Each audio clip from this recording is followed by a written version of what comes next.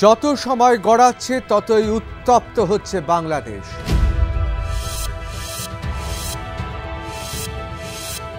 একদিকে মোহাম্মদ ইউনূস তার সমস্ত শক্তি দিয়ে তিনি মসনদে টিকে যাওয়ার ব্যবস্থা করবেন, বাংলাদেশকে ছাড়খাড় করে তিনি গৃহযুদ্ধের দিকে ঠেলে দেবেন। আর অন্যদিকে বিএনপি, আওয়ামী লীগ, এই রাজনৈতিক দলগুলো বলবেন না, গণতন্ত্র ফিরে আসুক।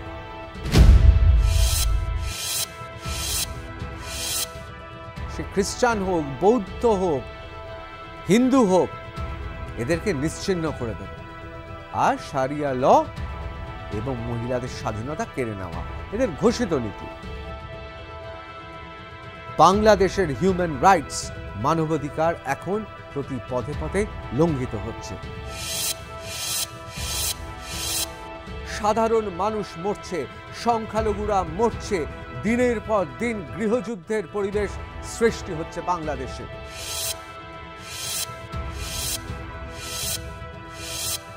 কার এত বড় সাহস হলো বাংলাদেশে গৃহযুদ্ধের পরিবেশ তৈরি করা?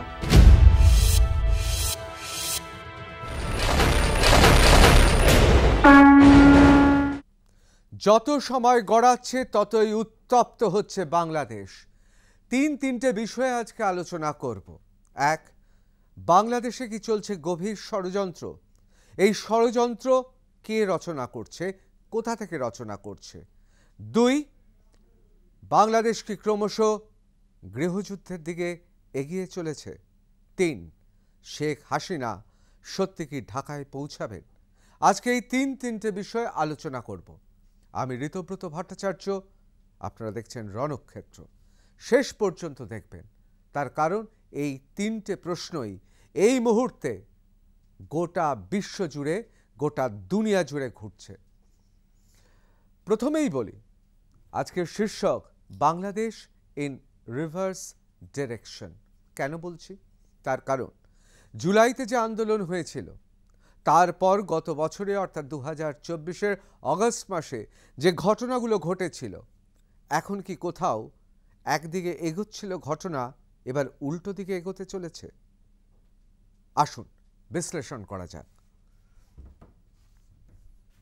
প্রথমেই আপনাদের জানিয়ে রাখি যে বাংলাদেশে রংপুর ডিস্ট্রিক্টে এমন কিছু ঘটনা ঘটেছে সংখ্যালঘুদের সঙ্গে, তাতে অনেকেই বলছেন যে গোপালগঞ্জ, এরপর রংপুর এবং সেই পথ ধরে আরও বেশ কিছু জায়গাতে এই ধরনের ঘটনা ঘটবে। কিন্তু এই ধরনের ঘটনা কেন ঘটছে? এর পেছনে কি রয়েছে ষড়যন্ত্র? কে তৈরি করছে ব্লুপ্রিন্ট? কোন খসড়া অনুযায়ী এই ধরনের ঘটনা ঘটছে? এটা কি বিশ্বাস করতে হবে বাংলাদেশের মানুষ, যারা খেটে খাওয়া মানুষ, তারা হঠাৎ মৌলবাদী হয়ে গেলেন? বাংলাদেশে দশকের পর দশক সংখ্যালঘুরা রয়েছেন। হ্যাঁ, ইতি উতি মাঝে সাজেই এই ধরনের ঘটনা ঘটেছে, এটা অস্বীকার করা যায় না। শুধু বাংলাদেশ কেন, গোটা পৃথিবীর সর্বত্র সংখ্যালঘুরা বিপদে থাকেন। সংখ্যালঘুদের বিপদ গোটা দুনিয়ার সর্বত্র একই রকম। কিন্তু হঠাৎ বাংলাদেশের সাধারণ মানুষ, জনগণ মৌলবাদী হয়ে গেলেন। যারা মুক্ত চিন্তার কথা বলতেন, তারাও মৌলবাদী হয়ে গেলেন।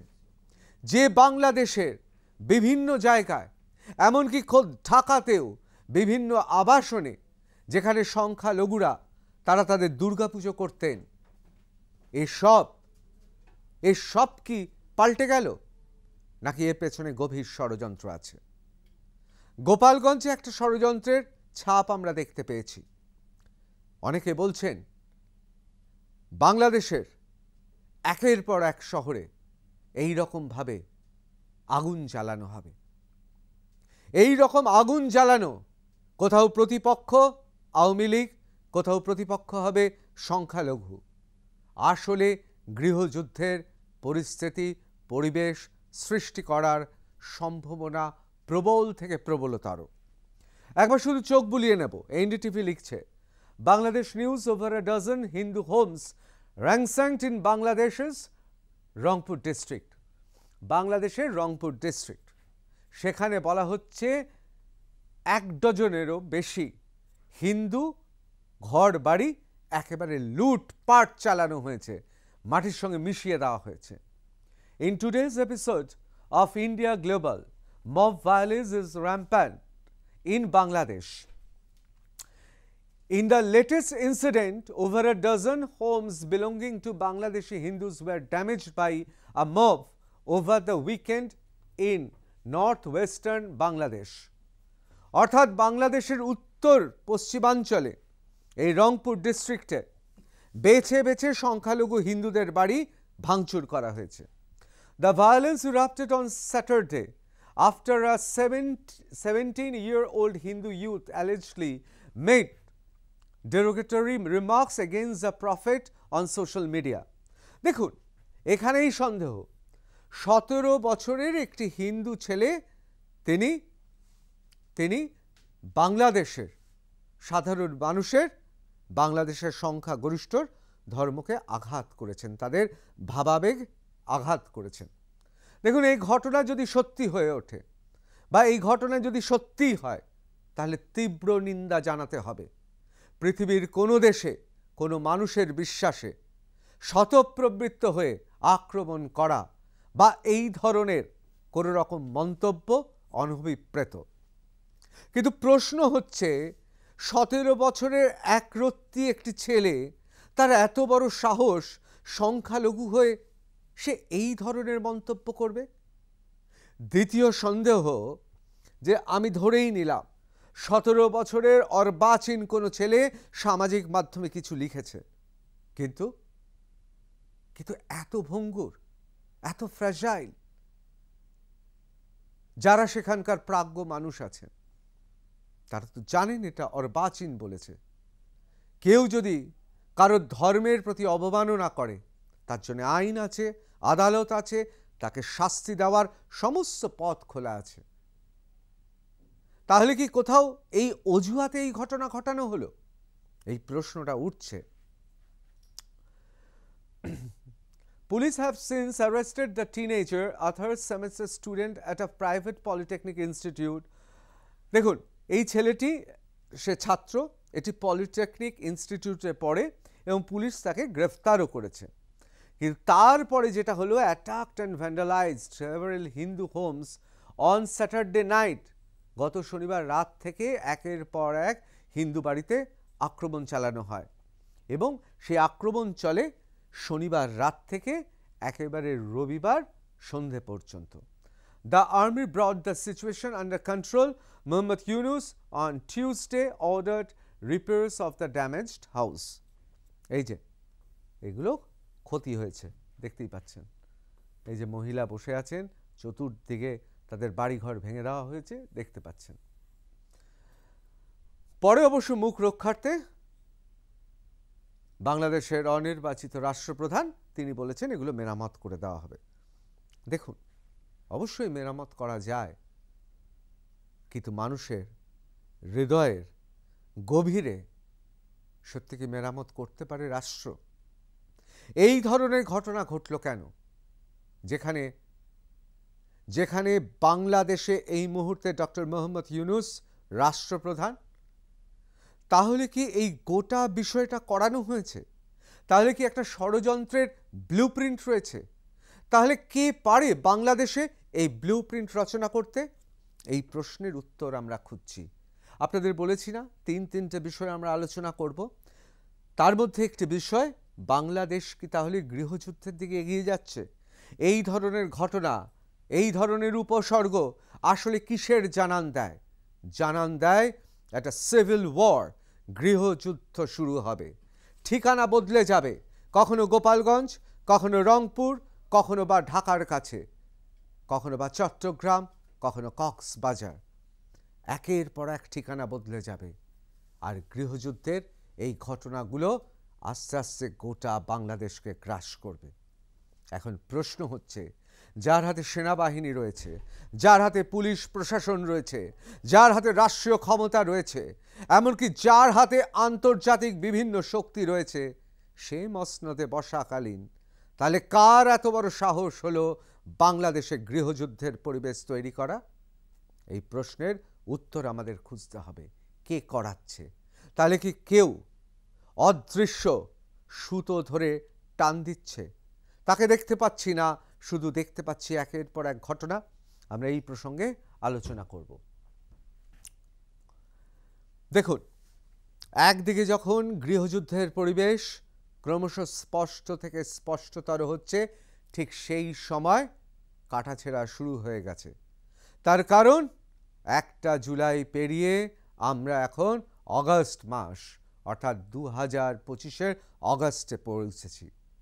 এই 1 বছরে বাংলাদেশের সাধারণ মানুষের যে দাবি ছিল, যে কারণে শেখ হাসিনাকে দেশ ছেড়ে চলে যেতে হয়েছিল, সেই ঘটনাগুলো আমরা সবাই জানি।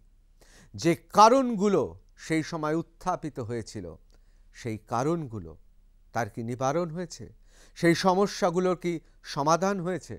হিউম্যান রাইটস ওয়াচ লিখছে, Bangladesh, years since Hasina fled, rights challenges abound. New York থেকে লিখছেন, লেখা হচ্ছে, the interim Bangladesh government of Mohammad Yunus is falling short in implementing its challenging human rights agenda a year since tens of thousands of people took to street to successfully dispose their authoritarian government, Human Rights Watch said today. অর্থাৎ new ইয়র্কে বসে যে প্রতিবেদনটা হচ্ছে, সেই প্রতিবেদনে স্পষ্ট লিখছে যে 1 বছর কেটে গেছে, মোহাম্মদ ইউনুস কি পারছেন? বরং তার উল্টো ঘটনাই ঘটছে। সাধারণ মানুষ মরছে, সংখ্যালঘুরা মরছে, দিনের পর দিন গৃহযুদ্ধের পরিবেশ সৃষ্টি হচ্ছে বাংলাদেশে। তাহলে যারা রাস্তায় নেমেছিলেন মানবাধিকারের জন্য, যারা রাস্তায় নেমেছিলেন বৈষম্যের জন্য, আজকে কি তারা তাদের অভীষ্ট লক্ষ্যে পৌঁছাতে পেরেছে? এই প্রশ্নটা বাংলাদেশের অন্দরমহলে এই মুহূর্তে সবচেয়ে বড় জ্বলন্ত প্রশ্ন। Some of the fear and repression that marked Sheikh Hasina's Awami League party's 15-year rule and abuses such as widespread enforced disappearances appear to have ended. However, the interim government had used arbitrary detention to target perceived political opponents and has yet to deliver systematic reforms to protect human rights. আসলে কি হয়েছিল? অভিযোগটা কি ছিল? যে 15 বছর ধরে শেখ হাসিনা এবং প্রাক্তন প্রধানমন্ত্রীর দল আওয়ামী লীগ শাসন করছে। সেই শাসনে বৈষম্য সৃষ্টি হয়েছিল। যারা আওয়ামী লীগ করেন, অভিযোগ তারা সমস্ত ক্ষমতা ভোগ করছিলেন। আর মানবতার জন্য, বৈষম্য বিরোধিতার জন্য রাস্তায় নেমেছিল হাজার হাজার মানুষ। তাদের মধ্যে ছাত্র ছিল, যুবকরা ছিলেন, যুবতীরা ছিলেন, তরুণ তরুণীরা ছিলেন। তারা নেমেছিলেন, তারা প্রোটেস্ট করছিলেন, প্রতিবাদ করছিলেন। কিন্তু আজকে ডক্টর মোহাম্মদ ইউনুসের সেই বাংলাদেশে বৈষম্য নেই, বৈষম্য আরও প্রকট হয়েছে, সংখ্যালঘুর অবস্থা আরও খারাপ হয়েছে। এমনকি যে কথা বলেছিলেন সিস্টেম্যাটিক রিফর্মস, অর্থাৎ নিয়ম মেনে উন্নয়ন হবে, নিয়ম মেনে সংস্কার হবে এবং তার সঙ্গে সঙ্গে হিউম্যান রাইটস, মানবাধিকার, তাকে রক্ষা করা হবে। 1 বছর বাদে কি দেখছি আমরা? আদৌ এসব হয়নি। The hope of the thousands who braved little violence a year ago when they opposed Sheikh Hasina's abusive rule to build a right respecting democracy remains unfulfilled.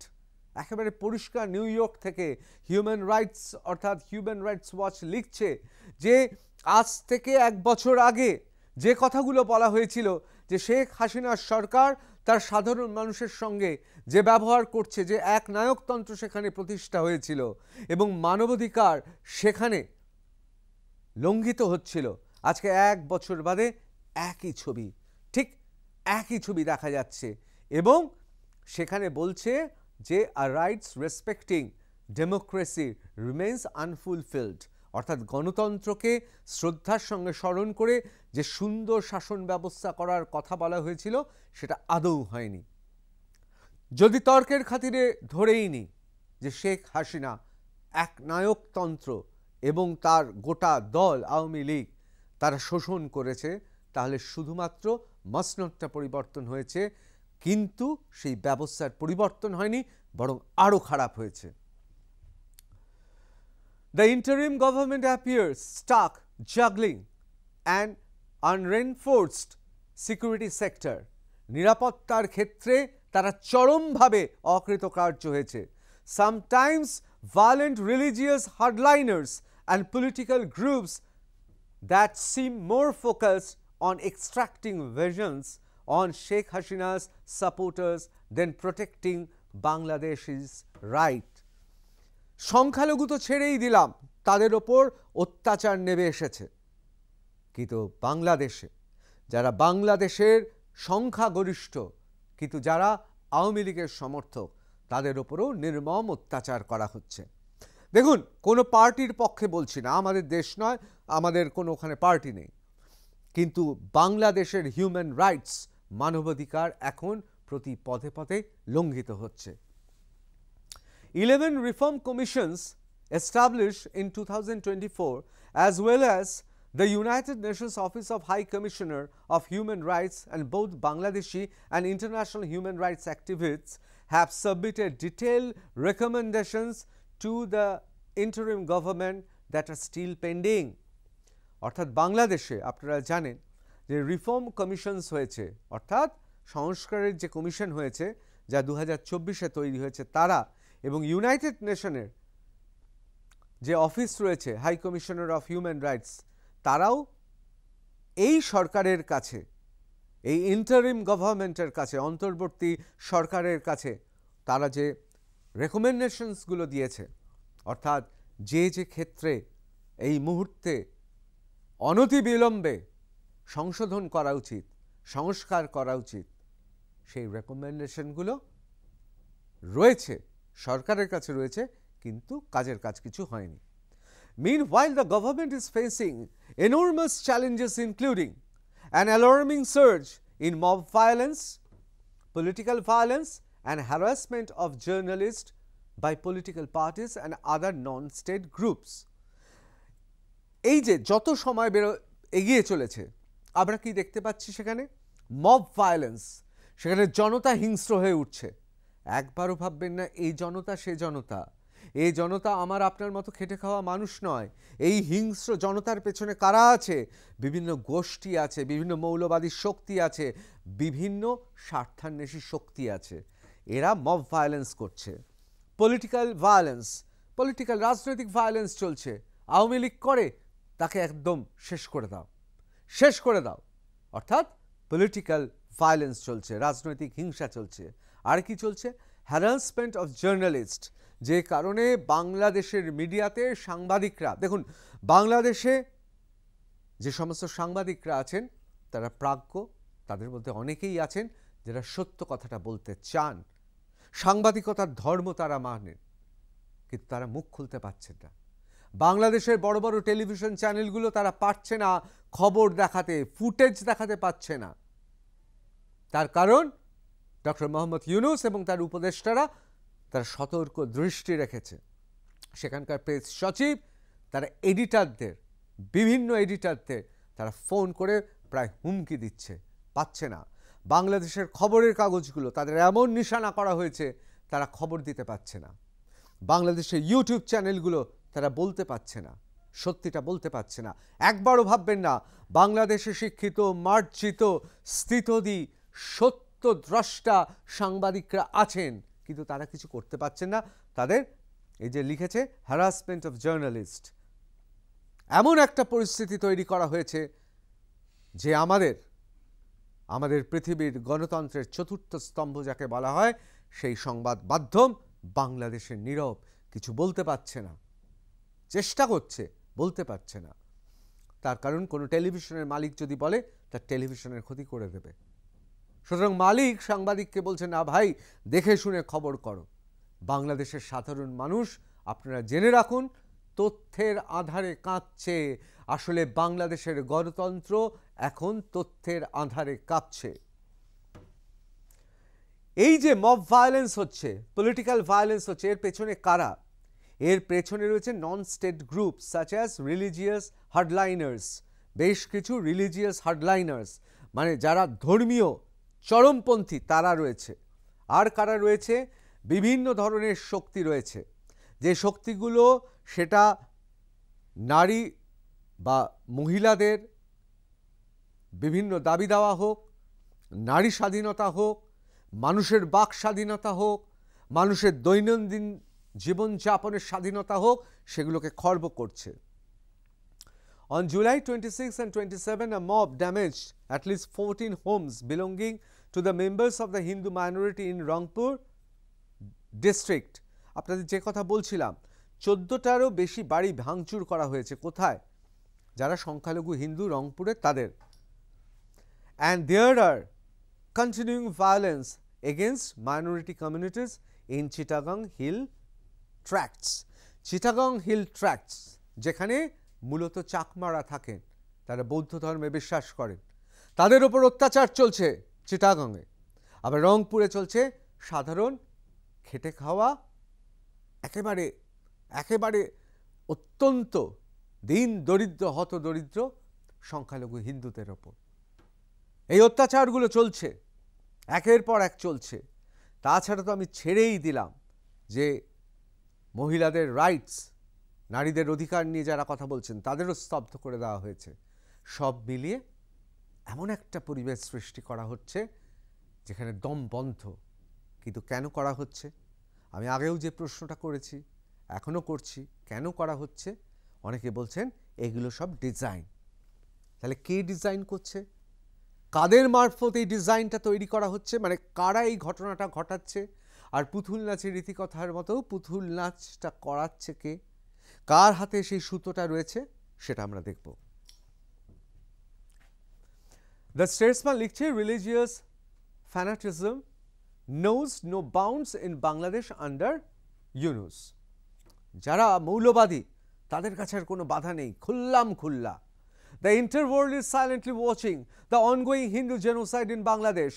Since August 2024, jihadist-backed coup to oust former Bangladeshi Prime Minister Sheikh Hasina, Hindus in Bangladesh have been confronting a relentless wave of terror. বাংলাদেশের হিন্দু কাঁদছে, তার কারণ হিম শীতল নিষ্ঠুর অত্যাচার তাদের উপর নেমে আসছে। The enter world is silently watching the ongoing Hindu genocide, অর্থাৎ হিন্দু গণহত্যা চলছে সেখানে। কবে থেকে? আগস্ট মাস থেকে, গত বছরের আগস্ট মাস থেকে। জিহাদিস্ট ব্যাকড কুপ, আমরা জানি বিভিন্ন জিহাদি শক্তি সেই সময় বৈষম্য বিরোধী আন্দোলনে তারা যোগদান করেছিল। ঠিক বৈষম্য বিরোধী আন্দোলন হলো, তারা যারা মানুষের মুক্তির জন্য লড়াই করছিল তাদের মধ্যে অনেকে ছাত্র যুবক, আসলে তাদের পেছনে ছিলেন মৌলবাদীরা। এই মৌলবাদীরা এখন কি করছেন?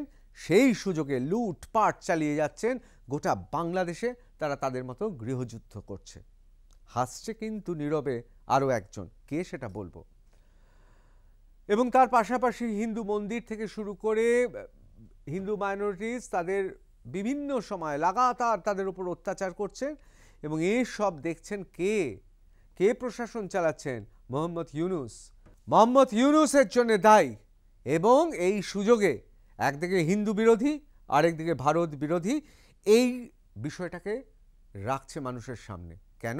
তার কারণ দেশে সংস্কার করতে পারছেন না, শুধু হিন্দু আর ভারতকে আক্রমণ করে দৃষ্টি ঘুরিয়ে দিতে চাইছেন। In post-Hasina Bangladesh, the Yunus administration embraced Hezafat-e-Islam, যাকে হেল বলে, a hardline extremist group. দেখুন, ইউনুস প্রশাসন এই হেফাজত-ই-ইসলাম অর্থাৎ হেলকে তারা এই নরক গুলজার তৈরি করছে। পেছন দিকে কে? অবশ্যই ইউনুস প্রশাসন। Which calls the imposition of Sharia law, segregation of women and persecution of Ahmadiyas and Christian preachers while fully backing the death penalty for blasphemy.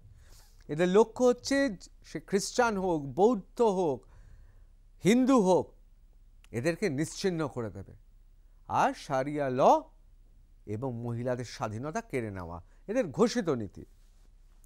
Yunus administration has also given legitimacy to Jamaat-e Islam. দেখুন জামাতে ইসলামকে আইনত বৈধ করে দিয়েছে। In May this year, Jasimuddin Rahmani of Ansarullah Bangla team, যাকে আমরা ABT বলি, also known as Ansar al-Islam Bangladesh or Ansar Bangla, and Harun Izar Lashkari Taiba, Bangladesh module chief, were seen in public as they led an anti-Awami League rally in Dhaka at Shahbag. শাহবাগে আওয়ামী লীগের বিরুদ্ধে মিছিল হচ্ছে, ভালো কথা। দেশের মানুষ, সে দেশের মানুষ মনে করেছেন আওয়ামী লীগ তার বিরুদ্ধে মিছিল করবেন, মিছিল করছেন। কিন্তু তাতে কাদের দেখা গেল?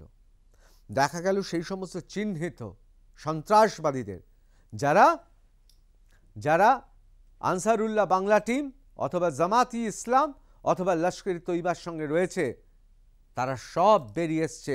তারা অন্ধকার কুঠুরিতে ছিল, বেরিয়ে এসছে প্রকাশ্যে ঢাকায় শাহবাগে তারা মিছিল করছে। আসলে এই মিছিল শুধু আওয়ামী লীগের বিরুদ্ধে নয়, এই মিছিলে তারা তাদের ক্ষমতা প্রকাশ করছে। আসলে গৃহযুদ্ধের দিকে তারা এগিয়ে নিয়ে যাচ্ছে বাংলাদেশকে। এখন প্রশ্ন হচ্ছে, বাংলাদেশের গৃহযুদ্ধ তো আর এমনি এমনি হবে না। সেনাবাহিনী, পুলিশ, প্রশাসন বা দেশের মানুষকে বললে তো তারা গৃহযুদ্ধের পরিবেশ সৃষ্টি করবে না। এই সব সন্ত্রাসবাদীদের ফান্ড করা হচ্ছে যাতে সেখানে গৃহযুদ্ধের পরিবেশ হয়। আপনাদের আগেই দেখাচ্ছিলাম না যে সেখানে বিভিন্ন বিভিন্ন সন্ত্রাসবাদী, দাগি সন্ত্রাসবাদী, একবারও ভাববেন না কিন্তু, যারা ইসলামে বিশ্বাস করেন তারা কিন্তু শান্তিপূর্ণভাবেই তারা তাদের মত নিয়ে এগিয়ে যান। এরা যারা রয়েছেন এরা কোনো ধর্মে বিশ্বাস করে না, এরা সন্ত্রাসবাদে বিশ্বাস করে। এই সন্ত্রাসবাদীদের রাস্তায় নামিয়ে দিয়েছেন, দাগি সন্ত্রাসবাদীদের রাস্তায় নামিয়ে দিয়ে মানব জাতির সঙ্গে বিশ্বাসঘাতকতা করেছে কোট অ্যান্ড কোট শান্তির নোবেল পুরস্কার প্রাপ্ত মোহাম্মদ ইউনুস। অথচ তার প্রেস সচিব কি বলছেন? প্রধান উপদেষ্টা নির্বাচন নিয়ে কি বলছেন? প্রথম আলোতে যাই, ভারতের নয়, বাংলাদেশের দৈনিক।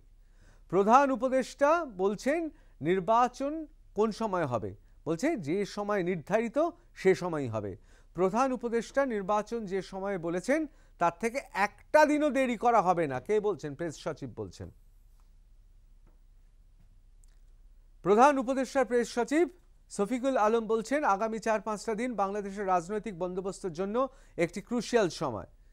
জুলাই ঘোষণাপত্র নিয়ে কাজ চলছে, জুলাই সনদ নিয়ে কাজ চলছে।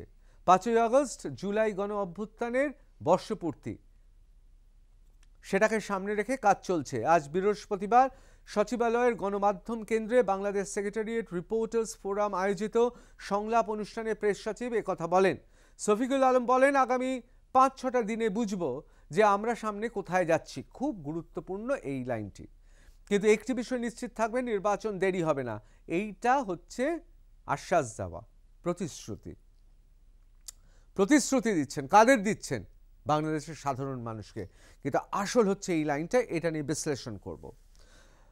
নির্বাচন প্রধান উপদেষ্টা মোহাম্মদ ইউনুস যে সময় বলেছেন তার থেকে একটা দিনও দেরি হবে না। আবার প্রতিশ্রুতি। নির্বাচন প্রসঙ্গে প্রেস সচিব আরও বলেন প্রধান উপদেষ্টা প্রথমে বলেছিলেন এপ্রিলে হবে, পরে লন্ডনে বলা হয়েছিল অনেকগুলো সংস্কার হয়, যদি হয় তাহলে সেটা ফেব্রুয়ারিতে হবে। এই সময় আরও বক্তব্য দেন ফোরামের সভাপতি মাসুদুল হক, সাধারণ সম্পাদক উবায়দুল্লাহ বাদল। দেখুন, এই যে আগামী 5-6 দিনে বুঝবো যে আমরা সামনে কোথায় যাচ্ছি। দেখুন এই লাইনটা খুব গুরুত্বপূর্ণ। আসলে কি জানেন, যারা অপরাধী হয় তারা কোনো না কোনো সূত্র ফেলে যায়। যারা মিথ্যে কথা বলে তারা কথা বলতে বলতে, যাকে স্লিপ অফ টাং বলা হয়, অর্থাৎ ভুল করে সত্যিটা বলে ফেলেছেন। চরম সত্যি বাংলাদেশের, শুনে রাখুন। আগামী 5-6টা দিনে বুঝবো যে আমরা সামনে কোথায় যাচ্ছি। অর্থাৎ এই 5-6 দিনের পরে নাকি বোঝা যাবে আমরা সামনে কোথায় যাচ্ছি। ভুরি ভুরি প্রতিশ্রুতি দিচ্ছেন নির্বাচন হবে। আসলে এই 5-6 দিন পরেই বা এই 5-6 দিনের মধ্যে বাংলাদেশে এমন সমস্ত ঘটনা ঘটানো হবে বা সেই ঘটনার খসড়া তৈরি করা হবে যা বাংলাদেশকে গৃহযুদ্ধের দিকে নিয়ে যাবে। আর সেই গৃহযুদ্ধের পরিবেশ হলে তখন বলবে না, এখন সংস্কার হয়নি, এখন নির্বাচন করা যাবে না। সেই জন্য মোহাম্মদ ইউনূস থেকে যাবেন। উনি চান ওই মসনদে বসে থাকতে। দেখুন, আপনাদের যে কথা বলছিলাম যে এই যে গৃহযুদ্ধের পরিবেশ, এই গৃহযুদ্ধের পরিবেশ তৈরি হয়ে গেছে। আর কয়েকটা দিন তারপর আসল ব্লুপ্রিন্ট অনুযায়ী আসল রূপটা দেখতে পাবেন। দেখছেন যে ফান্ডামেন্টাল রিফর্মস প্রপোজালস, সবাই মিলে নাকি সংস্কার করবে। সত্যি কি হয়েছে? প্রথম আলো ইংলিশ কি বলছেন? There are 7 issues on the agenda of the National Consensus Committee meeting yesterday.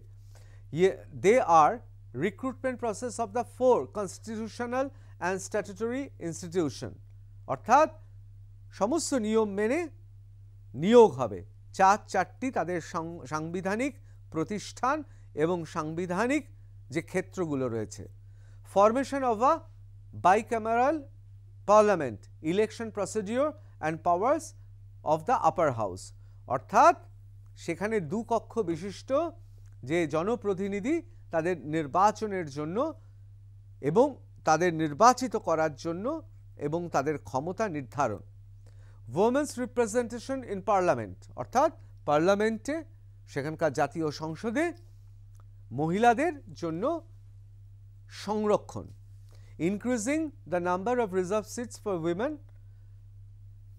and the election procedure. Procedure for electing the president, অর্থাৎ রাষ্ট্রপতি নির্বাচনের পদ্ধতি। Fundamental principles of the state. 6.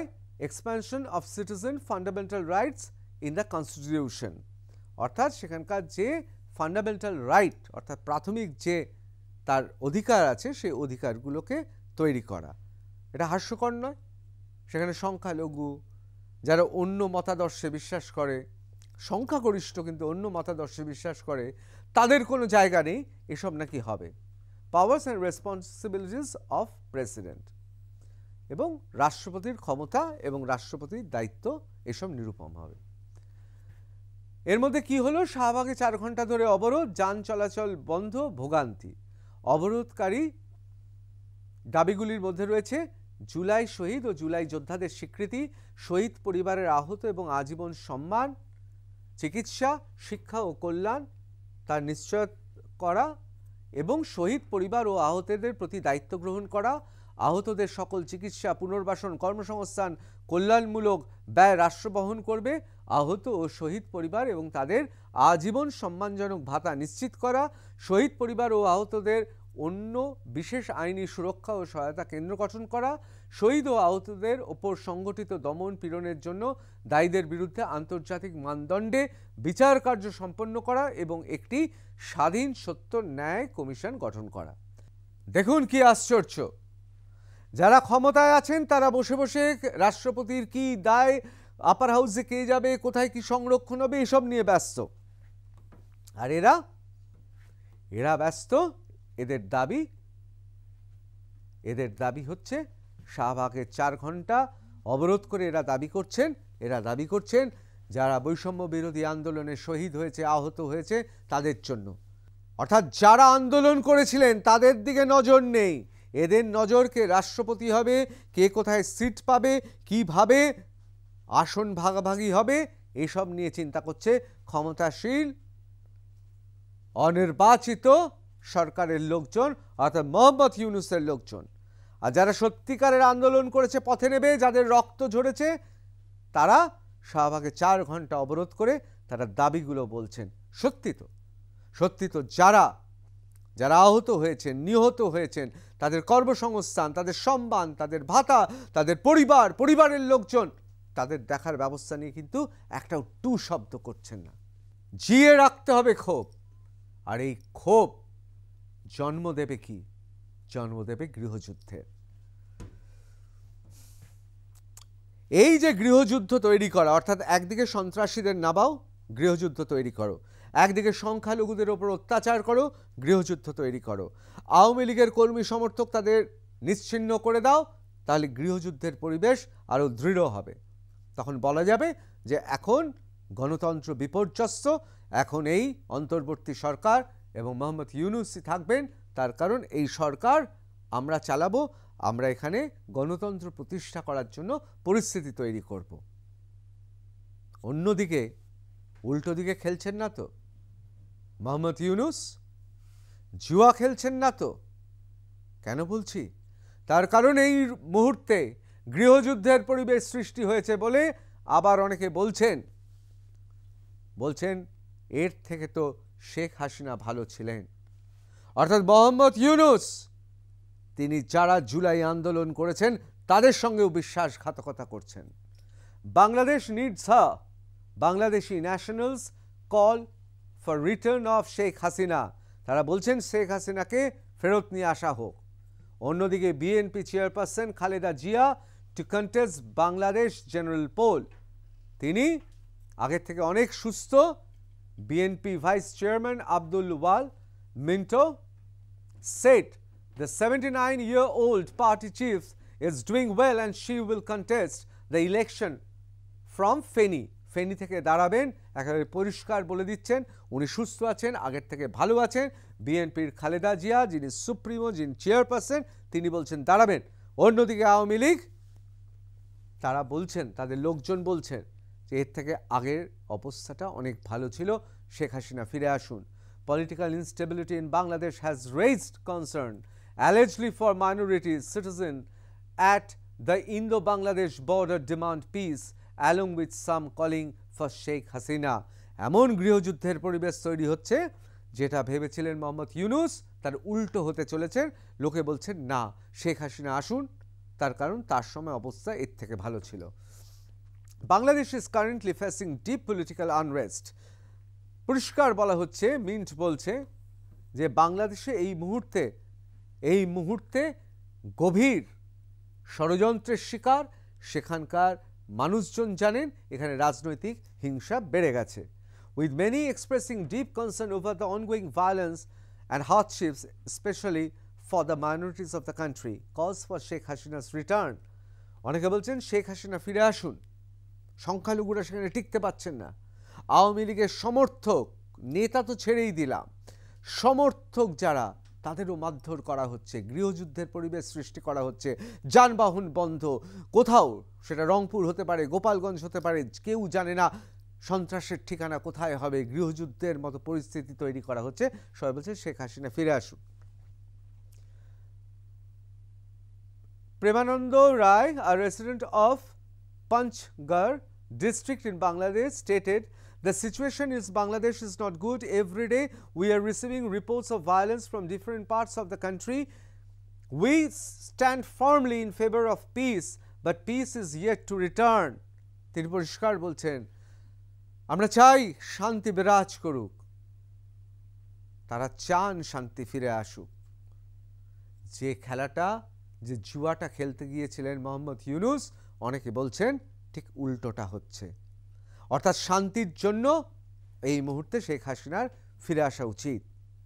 Despite everything, a large section of the people still demand the return of Sheikh Hasina. Bangladesh needs her leadership now more than ever, he added. দেখুন, আমি আপনাদের প্রথমে যে কথা বলছিলাম, এখন আস্তে আস্তে উত্তরগুলো পাচ্ছেন। আপনারা বুঝতে পারছেন যে ষড়যন্ত্রটা আসলে কে করছে, গৃহযুদ্ধের ষড়যন্ত্র। কে পুতুলগুলোকে অদৃশ্য সুতো দিয়ে খেলাচ্ছে, সন্ত্রাসবাদী বিভিন্ন সংগঠন এবং মৌলবাদী সংগঠনগুলোকে দিয়ে, এবং রাজনৈতিক বিভিন্ন জায়গায় মানুষকে উত্তপ্ত করে আসলে গৃহযুদ্ধ একটা ব্লুপ্রিন্ট রচনা করা হয়েছে। প্রেস সচিব যে কথা বলেছেন, মোহাম্মদ ইউনূসের প্রেস সচিব যে কথা বলেছেন, আগামী 5-6 দিনের মধ্যে আমরা দেখব কোন দিকে এগোচ্ছে, অর্থাৎ গৃহযুদ্ধ কতটা এগোবে সেটা দেখবেন। যখন এই মুহূর্তে অশান্ত, গোটা বাংলাদেশ অশান্ত হবে গৃহযুদ্ধে, বাংলাদেশের সাধারণ খেটে খাওয়া মানুষ, বাংলাদেশের শুভবুদ্ধি সম্পন্ন মানুষ, তারা বলবেন শান্তি ফিরে আসুক। আর সেই সময় অনেকের মনে এখন থেকে তারা ভাবতে শুরু করেছেন শেখ হাসিনা ফিরে আসবেন। অন্যদিকে বিএনপি সুপ্রিমো তিনি বলছেন, তার পার্টির পক্ষ থেকে বলা হচ্ছে তার ৭৯ বছর বয়স, তিনি সুস্থ আছেন, তিনি ফেনী থেকে নির্বাচনে দাঁড়াবেন। সংঘাত অনিবার্য। একদিকে মোহাম্মদ ইউনূস শক্তি, তার সমস্ত শক্তি দিয়ে তিনি মসনদে টিকে যাওয়ার ব্যবস্থা করবেন, বাংলাদেশকে ছাড়খাড় করে তিনি গৃহযুদ্ধের দিকে ঠেলে দেবেন। আর অন্যদিকে বিএনপি, আওয়ামী লীগ, এই রাজনৈতিক দলগুলো বলবেন না, গণতন্ত্র ফিরে আসুক। সেজন্য যারা জল্পনা কল্পনা করছেন তারা বলছেন যে এমন পরিস্থিতির সৃষ্টি হবে, তার কারণ গৃহযুদ্ধের আগুন একবার যদি দাউ দাউ করে জ্বলে যায়, তাহলে কিন্তু সে নিয়ন্ত্রণ মোহাম্মদ ইউনূসের কাছে থাকবে না। আপনি বলবেন কেন বলছি? তার হাতে তো রাষ্ট্রশক্তি আছে, তার হাতে সেনাবাহিনী আছে, তার হাতে পুলিশ আছে, প্রশাসন আছে, তার হাতে সমস্ত গণমাধ্যম আছে বাংলাদেশের। কেন তিনি পারবেন না? বন্ধু, ছোট্ট একটা উদাহরণ দিই, সবাই জানি। আপনি কোথাও আগুন ধরিয়ে দিলেন, কিন্তু পারবেন আগুনকে নিয়ন্ত্রণে রাখতে? আগুন কিন্তু আপনার কথা শুনবে না। অনেকে বলছেন আগুন নিয়ে খেলছেন মোহাম্মদ ইউনূস, কিন্তু দুঃখের বিষয় কি জানেন? বাংলাদেশের সাধারণ মানুষকে বলি, শেখ হাসিনা অথবা খালেদা জিয়া অথবা মোহাম্মদ ইউনূস কোনো নেতা পড়ে না, পড়ে সাধারণ খেটে খাওয়া মানুষ। কোথাও কি তাহলে বাংলাদেশে বিপদ আরও বাড়ছে?